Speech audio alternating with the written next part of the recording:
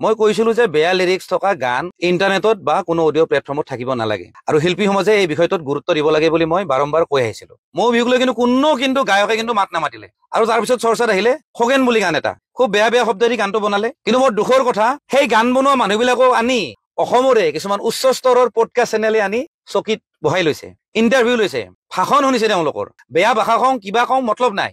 আৰু সেই কাৰণে বৰ দুখৰ বিষয় আকৌ এটা গান ৰিলিজ হ'ল, তাতকে বহুত বেয়া বেয়া শব্দ। কিমান বেয়া শব্দ আছে বাকী নাই। তাৰমানে ভুলটো আমাৰ, চৰকাৰে একো ব্যৱস্থা নলয়, শিল্পী সমাজ নিমাত থাকে, দল সংগঠনবোৰ নিমাত থাকে, তেওঁলোকে অকল চান্দা তোলাত ব্যস্ত। তেওঁলোকে খুব কলা সংস্কৃতি ৰক্ষা কৰিব লাগে বুলি কয়, কিন্তু এনেকুৱা ধৰণৰ গান যে বনাই আছে একাংশ চাই তেওঁলোকৰ ওপৰত কিন্তু কোনো ব্যৱস্থা নলয়। গতিকে অতি শীঘ্ৰে ব্যৱস্থা লৈ আছো। চিধা কথা, কিছুদিন আগতে অসমত থকা তথাকথিত শিল্পী সমাজৰ লগত মোৰ কাজিয়া হৈছিলে। মই মাননীক লৈ কাজিয়া কৰিছিলো আৰু সেইটো সময়তে এটা বিষয়ৰ ওপৰত মই মাত মাতিছিলো। বিষয়টো হ'ল বেয়া লিৰিক্স। মই কৈছিলো যে বেয়া লিৰিক্স থকা গান ইন্টাৰনেটত বা কোনো অডিঅ' প্লেটফৰ্মত থাকিব নালাগে আৰু শিল্পী সমাজে এই বিষয়টোত গুৰুত্ব দিব লাগে বুলি মই বাৰম্বাৰ কৈ আহিছিলো। কিন্তু তাৰ পিছত আহিল মৌ বিহুক লৈ কিন্তু গায়কে কিন্তু মাত নামাতিলে। আমি কেইজন মানে কথা কৈছিলো যদিও একো নহল।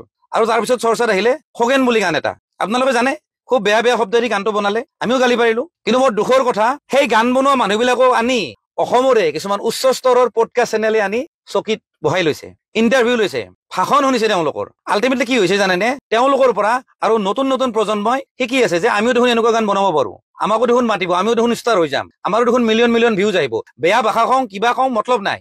আৰু সেই কাৰণে বৰ দুখৰ বিষয় আকৌ এটা গান ৰিলিজ হ'ল, তাতকে বহুত বেয়া বেয়া শব্দ। কিমান বেয়া শব্দ আছে বাকী নাই। তাৰমানে এতিয়া কথাটো হ'ল এই যে গানবিলাক যে বনাই আছে নহয়, এই গান বনোৱা মানুহবিলাকক গালি পাৰি আমি লাভ নাই, কাৰণ তেওঁলোকক লাগাম লগোৱা মানুহ নাই। ভুলটো আমাৰ, আমি মাত নামাতো, চৰকাৰে একো ব্যৱস্থা নলয়, শিল্পী সমাজ নিমাত থাকে, দল সংগঠনবোৰ নিমাত থাকে, তেওঁলোকে অকল চান্দা তোলাত ব্যস্ত।